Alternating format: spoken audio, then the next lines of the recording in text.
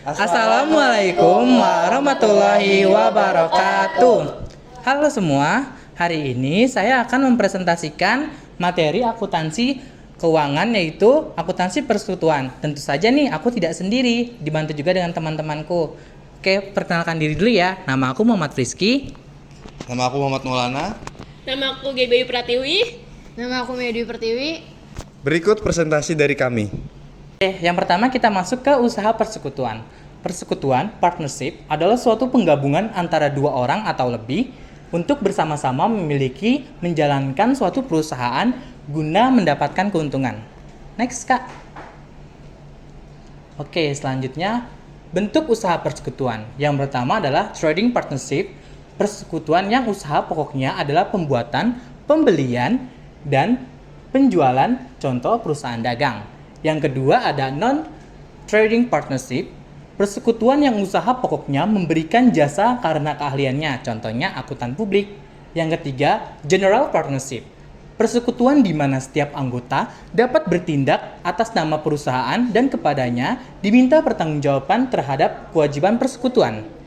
Oke, yang keempat, yang terakhir, limited partnership, persekutuan di mana aktivitas dan tanggung jawab anggota dibatasi sampai jumlah tertentu. Next, Kak. Oke, kita masuk ke pendirian firma. Persekutuan firma adalah persekutuan yang diadakan untuk menjalankan suatu perusahaan dengan memakai nama bersama.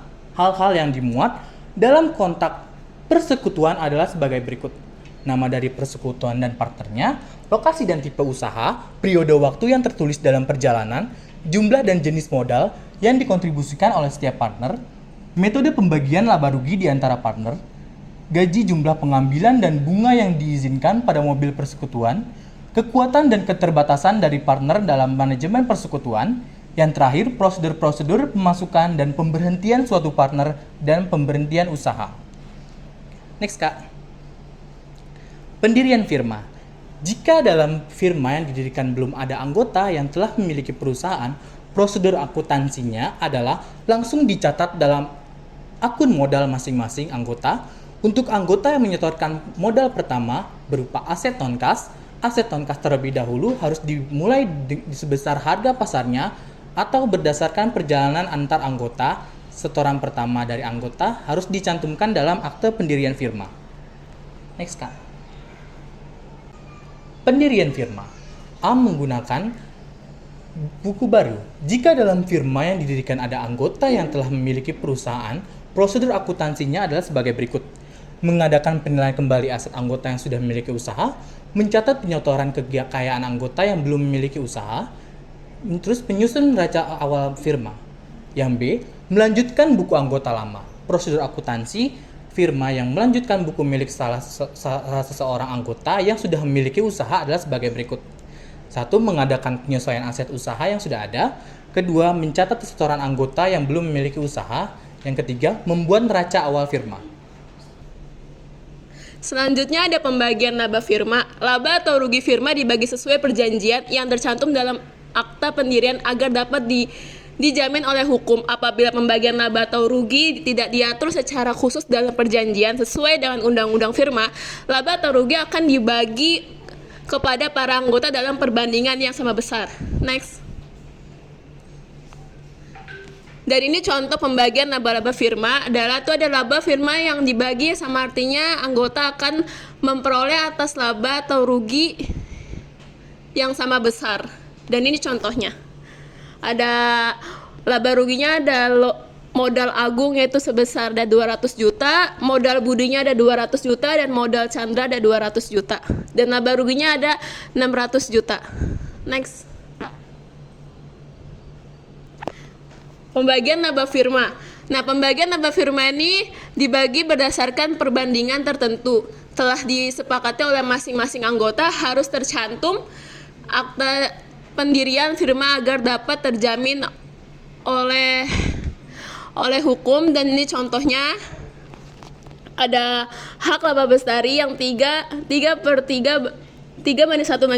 dikali 750 juta dan sama dengan ada 375 juta. Dan ada hak laba namira 1/3 banding 1 banding 2 dikali 750 juta sama dengan 125 juta. Dan ada hak laba Sabila 2/3 banding 1 banding 2 dikali 750 juta sama dengan 250 juta. Dan jumlahnya ada 750 juta. Dan jurnal pembagian laba firma adalah sebagai berikut, dan ada laba ruginya sebesar 750 juta. Modal bestarinya ada 375 juta, modal namiranya ada 125 juta, dan modal sabilanya ada 250 juta. Next. Pembagian laba firma, dan ini semua contoh-contoh pembagian laba firma yang berdasarkan laporan keuangan tahun 2017. Dan yang diminta itu ada membuat jurnal pembagian laba firma, menghitung modal setelah pembagian laba firma tahun 2017. Dan pembagian laba firma ini ada hak laba untuk Jessica-nya 50% dikali 900 juta dan sama dengan tuh 450 juta. Dan ada hak laba Rinawati 20% dikali 900 juta sama dengan 180 juta. Dan ada hak laba untuk Agnes 30% dikali 900 juta dan hasilnya 270 juta. Dan semua total jumlah laba ini ada 900 juta. Jurnal pembagian laba ini dibagi, yaitu laba ruginya dan mendapatkan 900 juta, modal Jessica-nya mendapatkan 450 juta, modal Rinawatinya mendapatkan 180 juta, dan modal Agnesnya mendapatkan 270 juta. Dan berdasarkan pembandingan laba firma tersebut, modal masing-masing anggota akan bertambah, yaitu sebagai berikut. Yaitu modal Jessica mendapatkan modal awalnya itu 900 juta, dan hak atas labanya itu 450 juta, dan modal akhirnya itu ada 1.350 juta.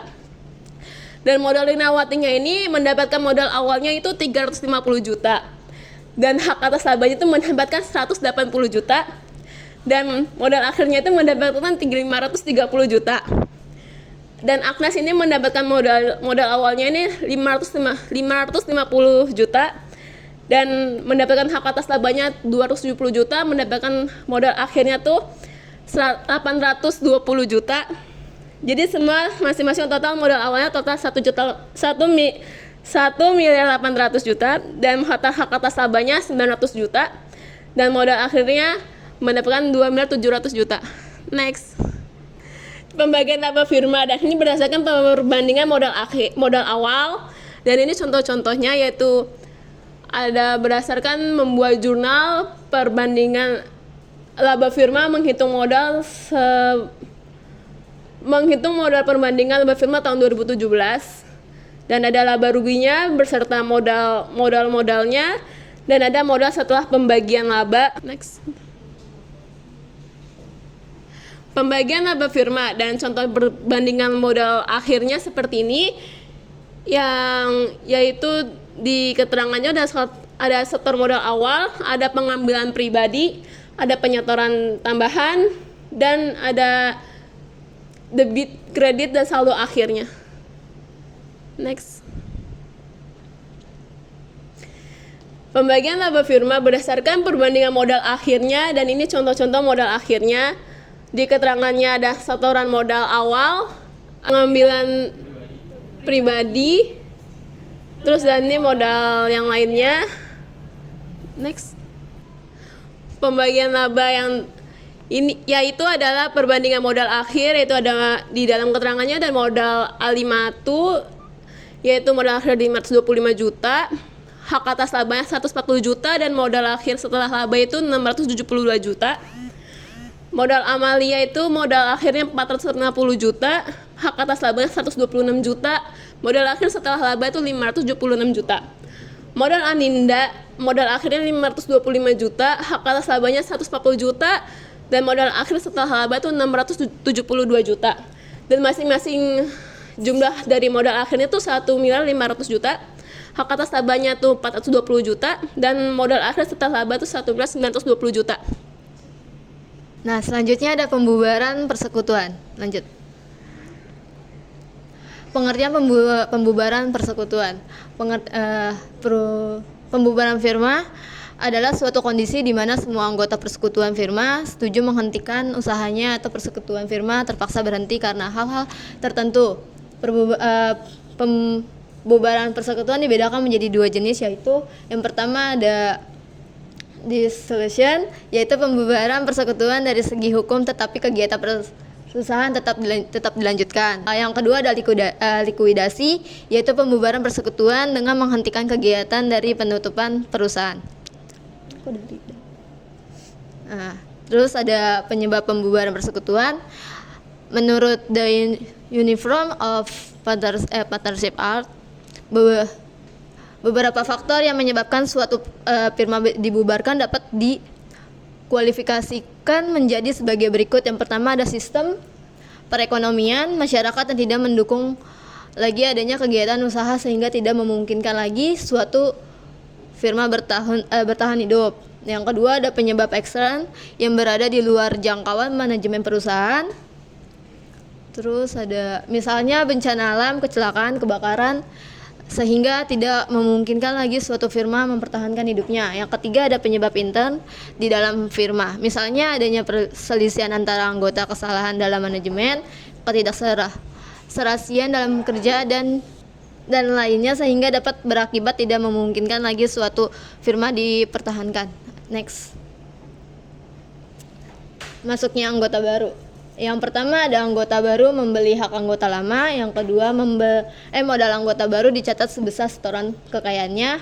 Yang ketiga ada modal anggota baru memberikan bonus kepada sekutu lama. Dan yang terakhir ada anggota baru dengan pemberian goodwill kepada sekutu lama. Next. Di sini ada model persekutuan komanditer. Next. Persekutuan komanditer adalah suatu persekutuan yang didirikan oleh beberapa orang yang mempercayakan uang atau barang kepada orang yang menjalankan usahanya dan bertindak sebagai pemimpin. Suatu sekutu dapat dibedakan menjadi dua, yaitu yang pertama ada sekutu aktif, yaitu sekutu yang menjalankan perusahaan dan berhak melakukan perjanjian dengan pihak ketiga. Yang kedua ada sekutu pasif, yaitu sekutu yang hanya menyertakan modal dalam persekutuan. Status sekutu komanditer seperti ini dapat disamakan dengan orang yang menitipkan modal pada suatu perusahaan yang hanya menantikan keuntungan dari modal yang dimasukkan dan tidak ikut campur dalam kepengurusan pengusahaan maupun kegiatan usaha perusahaan. Lanjut. Di sini ada kedudukan partner dalam persekutuan. Fungsi dan kedudukan partner dalam persekutuan antara lain. Yang pertama ada ostensible partner, yaitu partner yang berperan aktif pada bisnis yang akan dilakukan dan dikenal oleh pihak-pihak yang berkepentingan sebagai partner. Partner jenis ini dapat juga berfungsi sebagai general partner. Yang kedua ada active partner, yaitu partner yang berperan aktif pada bisnis yang akan dilakukan. Partner jenis ini dapat juga berfungsi sebagai ostensible partner. Yang ketiga ada secret partner, yaitu yang berperan aktif pada bisnis yang akan dijalankan tetapi kesertaannya dirahasiakan. Yang keempat ada nominal partner, yaitu kesertaan seseorang dalam suatu CV sebagai partner diwakili oleh seseorang.